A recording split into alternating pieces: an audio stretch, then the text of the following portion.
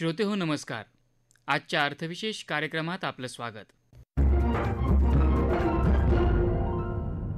केंद्रीय अर्थमंत्री निर्मला सीतारामन यांनी काल वर्ष 2024-25 साठीचा अर्थसंकल्प सादर केला. या अर्थसंकल्पावर उद्योग, कृषी, स्टार्टअप आणि महिला वर्ग अशा विविध क्षेत्रातून प्रतिक्रिया नोंदवण्यात आल्या आहेत.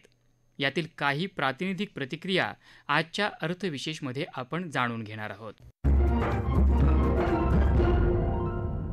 श्रोते हो, मध्यम वर्गाला दिलासा देणारी कर सवलत, गुंतवणुकीला प्राधान्य तसंच लघु उद्योगांना प्रोत्साहन अशा विविध तरतुदी असलेला वर्ष 2024-25चा अर्थसंकल्प केंद्रीय अर्थमंत्री निर्मला सीतारामन यांनी काल सादर केला. त्यांनी सादर केलेला हा सलग 7वा अर्थसंकल्प ठरला आहे. या अर्थसंकल्पाबाबत देशभरातल्या विविध क्षेत्रांच्या प्रतिनिधी तसंच सर्वसामान्य नागरिकांकडून देखील प्रतिक्रिया नोंदवण्यात आल्या आहेत.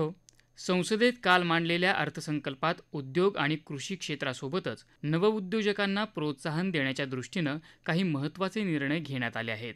एंजल टॅक्स रद्द केल्यानं त्याचा लाभ नवउद्यमींना होणार असल्यानं स्टार्टअप क्षेत्राच्या दृष्टीनं हे एक सकारात्मक पाऊल ठरणार आहे. याविषयी अर्थसंकेतचे संचालक आणि स्टार्टअप क्षेत्राचे अभ्यासक अमित बागवे यांनी आपली प्रतिक्रिया नोंदवताना सांगितलं. 23 जुलै रोजी भारताचा केंद्रीय अर्थसंकल्प मांडण्यात आला. स्टार्टअपसाठी सगळ्यात महत्त्वाची गोष्ट म्हणजे एंजल टॅक्स काढून टाकण्यात आलेला आहे. जे कोणी गुंतवणूकदार स्टार्टअप्समध्ये गुंतवणूक करत होते त्यांच्या गुंतवणुकीवरील फायद्यावर हा टॅक्स लागत होता. त्यामुळे फार मोठ्या प्रमाणात गुंतवणूक करताना गुंतवणूकदार विचार करत होते.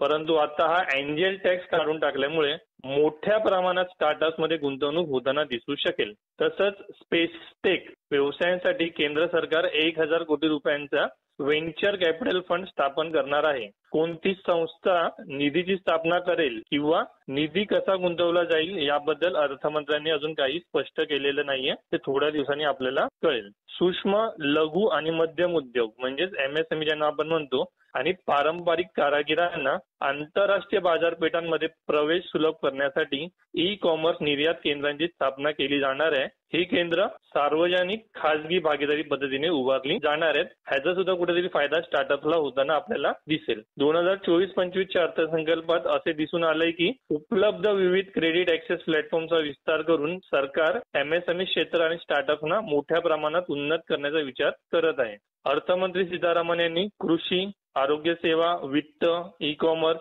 शिक्षण, कायदा, लॉजिस्टिक आणि इतर प्रमुख क्षेत्राच्या आधुनिकीकरणासाठी डिजिटल सार्वजनिक पायाभूत सुविधांवर म्हणजेच DPI वर सरकारचं लक्ष केंद्रित केलं आहे. आणि मला वाटतं स्टार्टअपसाठी ही क्षेत्र कुठेतरी एक खुणावते त्यांना की ह्या क्षेत्रात सुद्धा काम करता येऊ शकतं आपल्याला.